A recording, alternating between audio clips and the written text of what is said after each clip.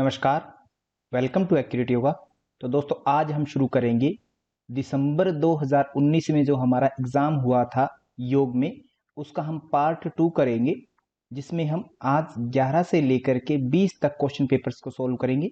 यदि आप हमारे साथ जुड़ करके सिस्टमेटिक तरीके से यूजीसी नेट जेआरएफ इन योगा के तहत तैयारी करना चाहते हैं, तो आप हमारी एक्यूरेट योगा की एप्लीकेशन इंस्टॉल कर सकते हैं। जो लिंक मैंने डिस्क्रिप्शन बॉक्स में दे दिया है, वहां से आप डाउनलोड कर सकते हैं। तो चलिए दोस्तों, आज का हम सबसे पहले शुरू करते हैं 11वां प्रश्न। सबसे पहले है 11वां प्रश्न, योग तत्व उपनिषद में हठ योग के कितने अंगों का उल्लेख है? तो योग तत्व उपनिषद की अगर बात की जाए तो वहां पर 4 प्रकार के योग बताए हैं दोस्तों। कौन कौन से हैं? मंत्र, लय, हठ और राज, ये 4 योग बताए हैं दोस्तों वहां पर। तो इनमें से आपको सबसे इंपॉर्टेंट पॉइंट जो है हठ योग के कितने अंग है ये पूछा है। तो वहां पर हठ योग के जो है अष्टांग योग का वर्णन किया है। हठ योग के अंतर्गत अष्टांग योग का वर्णन किया है योग तत्व उपनिषद में, ये आपको क्लियर होना चाहिए बात। तो हठ योग के अंदर अष्टांग योग का वर्णन किया गया है, तो हठ योग के कितने अंग हो गए? 8 अंग हो गए। तो आपका राइट आंसर इस प्रश्न का क्या होगा? अष्टांग योग मीन्स 8 अंग आ जाएंगे। हठ योग के कितने अंग है? अष्टांग मीन्स 8 अंग। ऑप्शन नंबर 4 जो है हमारा बिल्कुल राइट हो जाएगा, ये आपको क्लियर होना चाहिए। और वो अष्टांग योग में 8 अंग कौन से हैं? सभी सेम जो हम जानते हैं ऑलरेडी। अष्टांग योग जहां भी वर्णन आता है उनका एक ही मतलब है, यम, नियम, आसन, प्राणायाम, प्रत्याहार, धारणा, ध्यान, समाधि। इन 8 अंगों का वर्णन जो है हठ योग के अंतर्गत किया गया है। किस में? योग तत्व उपनिषद में। ये आपको इंपॉर्टेंट रूप से, विशेष रूप से आपको जानना बेहद आवश्यक है। तो आपका प्रश्न का उत्तर क्या होगा? ऑप्शन नंबर 4 जो है 8 मीन्स 8 अंग योग तत्व उपनिषद में हो जाएंगे। नेक्स्ट प्रश्न देखते हैं। नेक्स्ट है क्वेश्चन नंबर 12, गोरख संहिता में कितनी मुख्य नाड़ियों के नाम बताए गए हैं? तो सबसे पहले मैं बता देता हूं कि गोरख संहिता में कुल कितनी नाड़ियां हैं? 72,000 नाड़ियों का वर्णन वहां पर किया गया है। अब इसमें से हमसे पूछा कि कुल मुख्य कितनी नाड़ियां हैं? तो मुख्य नाड़ियां अन्य ग्रंथों में जहां पर 14 है ऐसा बोल दिया जाता है, यहां पर मात्र 10 नाड़ियों को मुख्य माना है। कहां पर? गोरक्ष संहिता में। तो उन 10 नाड़ियों का आपको नाम पता होना चाहिए कि कौन कौन सी नाड़ी। तो ऑप्शन तो हमारा क्या होगा? एक। कल को प्रश्न की भाषा चेंज हो सकती है, एग्जामिनर कर सकता है ऐसी कोशिश कि गोरख संहिता में मुख्य 10 नाड़ियों में कौन सी नाड़ी शामिल नहीं है। 4 ऑप्शन देगा, उनमें से एक आपका एक्सक्लूड करना होगा आपको। तो नाम आपको पता होना चाहिए, जिनमें क्या क्या है? एड़ा, पिंगला, सुषुम्ना, गांधारी, हस्तिजीवा, पूषा, यशस्विनी, अलंबुषा, कुहू और शंखिनी। इन 10 नाड़ियों के नाम आप जरूर लिख लेना दोस्तों। ये 10 नाड़ियां गोरख संहिता में मुख्य मानी गई है। इसके अलावा जो भी आपसे प्रश्न पूछा जाएगा कि इनके अलावा कौन सी नाड़ी नहीं है या कौन सी है, तो आपसे ये प्रश्न बन सकता है इन फ्यूचर, तो आप उसके लिए तैयार रहेंगे। तो ऑप्शन नंबर 1 जो है यहां पर हमारा बिल्कुल राइट हो जाएगा। फिर चलते हैं नेक्स्ट प्रश्न पर। क्वेश्चन संख्या 13, यहां पर सूची 1 और सूची 2 दो दी गई है, इनको हमें मिलान करना है। रेडियस की अगर बात करें तो हमारा जो 4 आर्म होता है, अग्र बाहु होती है, कोहनी तक, जो हाथ हथेली से लेकर कोहनी तक की जो हड्डी होती है, वहां पर हमारी क्या होती है? अग्र बाहु में हमारी रेडियस होती है, और एक साथ में कौन सी होती है? अल्ना होती है। ये दो कहां पाई जाती है? आपके अग्र बाहु में। अगर बात करें ट्रेपेजियम की, तो ट्रेपेजियम क्या है आपके? ट्रेपेजियम वो है रिस्ट बोन जिसको बोलते हैं, जिनको हम क्या बोल देते हैं इन शॉर्ट? कार्पल्स भी बोल देते हैं, कार्पल्स। तो ये ध्यान रखें, कार्पल्स अथवा रिस्ट बोन बोल देते हैं इनको, जो कलाई में पाई जाती है, जो हथेली और रेडियस अल्ना के बीच के ज्वाइंट होते हैं, जहां पर कितनी होती है कार्पल्स? 8 कार्पल्स होते हैं। ये भी ध्यान रखें, 8 कार्पल्स से उनमें से एक क्या है? ट्रेपेजियम है। सभी कार्पल्स के आपको नाम पता होना चाहिए, जिनमें मैं आपको बोल करके बता देता हूं। आप इंटरनेट पर जाकर के जरूर सर्च करेंगे, या फिर मेरी वीडियोस में जहां पर मैंने बताया वहां जाकर के जरूर देखेंगे।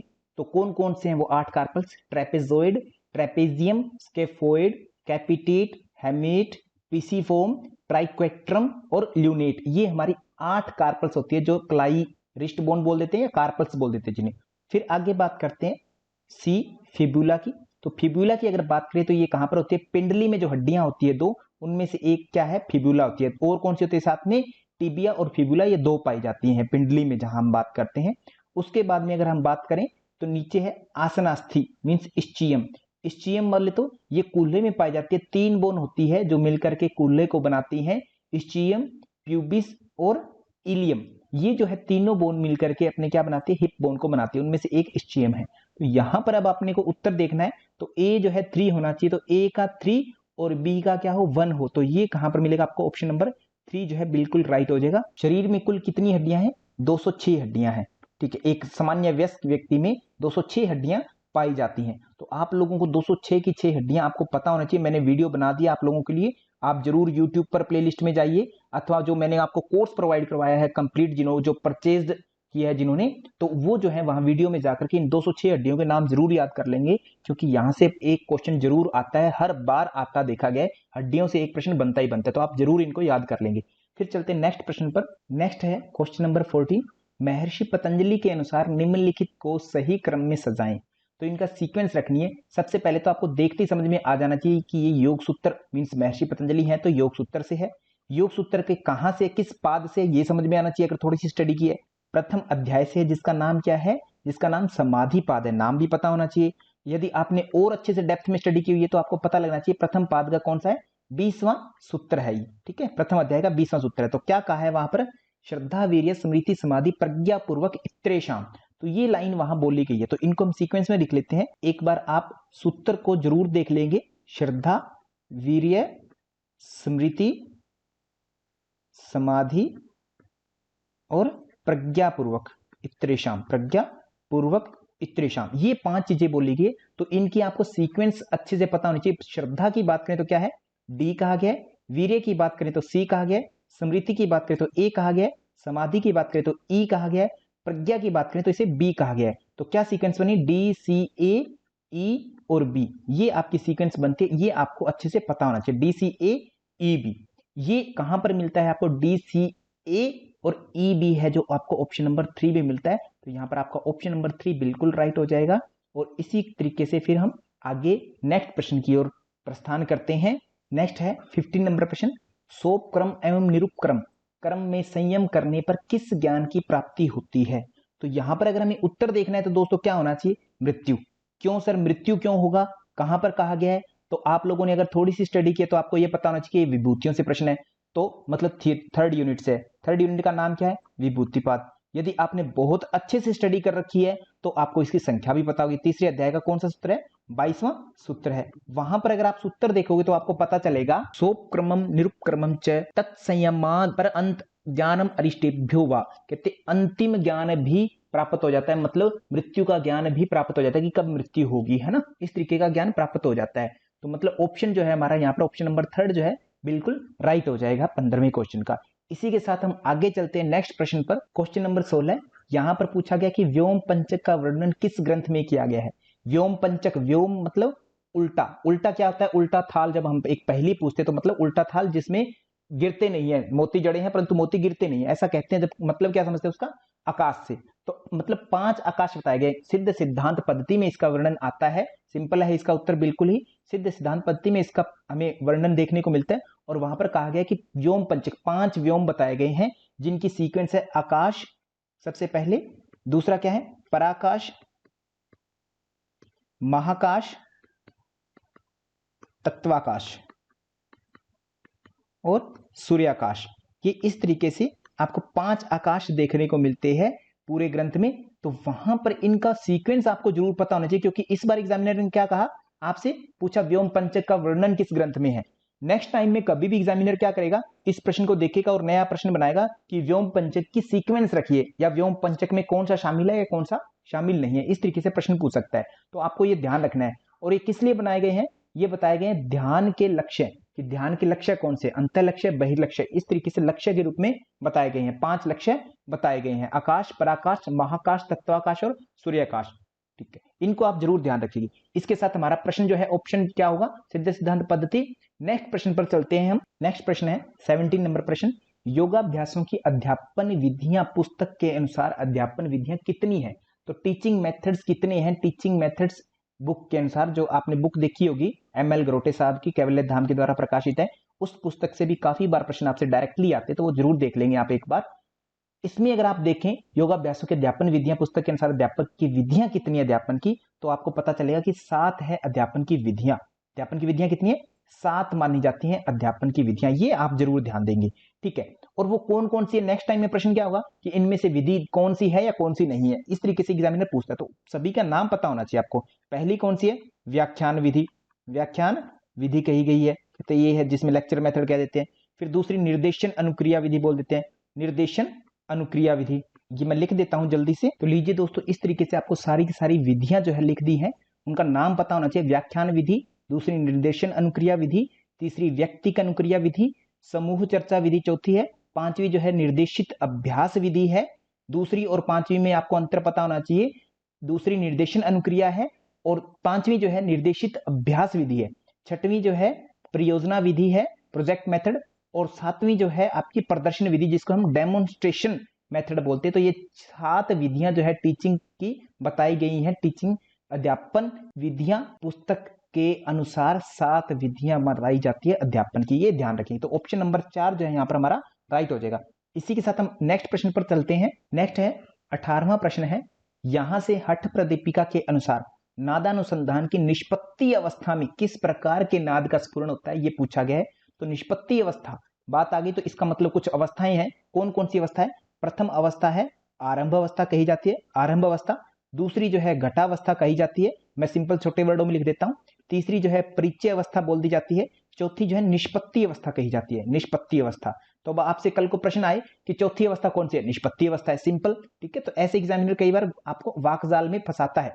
तो यहाँ पर आरंभ अवस्था में बात की जाए तो 3 ग्रंथियां होती है, उनका भेदन होता है। ब्रह्म ग्रंथि का आरंभ अवस्था में, परिचय अवस्था में कोई भी ग्रंथि का भेदन नहीं होता। घटावस्था की बात की जाए तो विष्णु ग्रंथि का भेदन होता है। और निष्पत्ति अवस्था में कौन सी ग्रंथि का भेदन होता है? अंतिम ग्रंथि, जिसको हम रुद्र ग्रंथि बोलते हैं। जब इनका भेदन हो रहा होता है तो इनसे अलग अलग साउंड आती है। तो पहली बार में कैसी आवाज आती है? क्वणक, क्वणक के समान आती है, मतलब झण झण के समान आवाज आती है, झण झण के समान आवाज आती है। हिंदी में बोले तो झण झण और संस्कृत में बोले तो क्वणक वर्ड यूज होता है।